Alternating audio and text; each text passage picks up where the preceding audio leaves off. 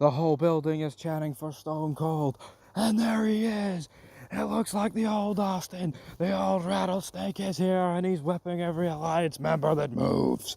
Welcome back to Fog Wrestling. It's been a while since that time when, but Big Stevie Cool is out travelling the mountains. So I needed a video that was quote unquote predetermined. A video that was pre-made. That doesn't really have a time frame on it. It can be uploaded at any point, but of course it is the return of that time when. And that time when, well, you know what? I'm going to go to a limb and say this is actually probably my most favourite moment in wrestling history. I think a lot of people will think the same, but of course, Invasion is just around the corner. It's 2001, 23 years ago when this video is getting recorded. The Alliance is here. You get Booker T, he's flinging Austin through announce tables at King of the Ring.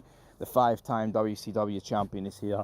You've got DDP, he's stalking The Undertaker's wife. You've got ECW taking over WWE for about an hour. Then they decided to side with WCW. People can say what they want, but what a badass moment that is in itself. When you think that, like, the Dudleys and Taz and Co and Raven are coming out to help save the WWF guys. I think it was Kane and Jericho. And then they actually turn on them, and then Paul Heyman comes out, "This invasion just got taken to the extreme." Like, what a fucking moment. McMahons, bamboozled. We then go to SmackDown after the whole merger of WCW and ECW.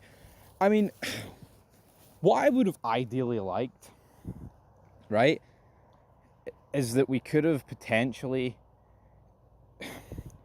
saw the three companies going toe-to-toe in the invasion.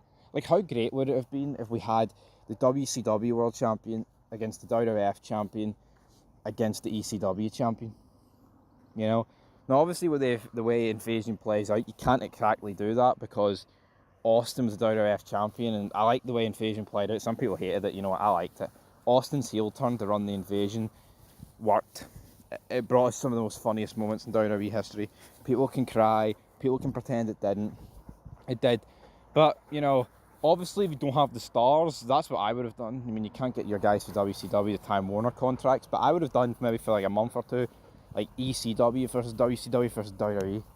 And I think it could have really worked. Because, I mean, if you think of it, I think ECW had the stronger guys. Obviously WCW had a lot of guys, probably a lot more guys, but yeah, I think it would have been fun that way. Then, of course, I'm talking about that SmackDown. Austin is in the ring. McMahon's out there. He's pleading for Austin. "I need the old Stone Cold. I need the Austin that wouldn't take shit from nobody. I need the old Stone Cold." But is he going to get the old Stone Cold? He doesn't want the Austin that plays the banjo. He doesn't want the Austin that sits there and doesn't do much, hugs him. He wants the old Stone Cold, but Austin shakes his head and leaves. We then cut to Monday Night Raw, the Raw before the invasion, and this is the moment that we're here to talk about, right? You've got pretty much WCW, ECW guys whipping the asses of WWE. I mean, you've got like Christian and Edge on all in the background, just getting battered. Like, you've just got all these mid-card guys, and it's crazy to think once upon a time WWE that your mid-card guys like consisted of like those two and the Hardys, and so many great fucking wrestlers, man. It's honestly a tragedy what happened to it. WCW just like overwhelmingly beaten up. WWF guys getting smashed off shutters. I remember the one week you had like Canyon and like Shane McMahon and 4 other guys like battering Undertaker outside the arena. He was busted up. It was just so fucking great. And people pretend the invasion sucked, by the way.